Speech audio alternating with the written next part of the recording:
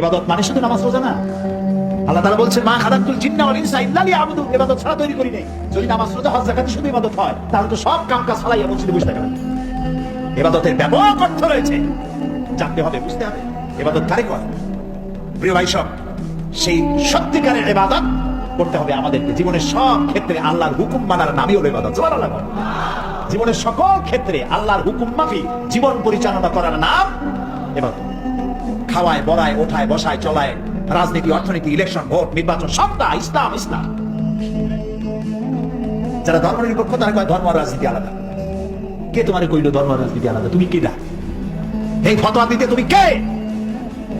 ধর্ম আর রাজনীতি যদি আলাদা হয় তাহলে দাউদ আলাইহিস সালামকে কি বলবেন আপনি? সুলাইমান আলাইহিস সালামকে কি বলবেন? সুলাইমান আলাইহিস সালাম সারা দুনিয়ার রাষ্ট্রপ্রধান ছিলেন না? বানায় কইলাম না কোরআন শরীফে আছে? সারা দুনিয়ার রাষ্ট্রপ্রধান ছিলেন।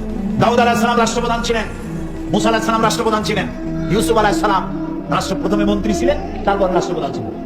মুহাম্মদ রাসূলুল্লাহ সাল্লাল্লাহু আলাইহি ওয়াসাল্লাম 12.5 লক্ষ বর্গ মাইল এলাকার প্রেসিডেন্ট ছিলেন, রাষ্ট্রপতি ছিলেন। ধর্ম আর রাজনীতি যারা আলাদা বলে তারা মুসলমান নয়, মুসলমান নয়, মুনাফিক, মুনাফিক, মুনাফিক।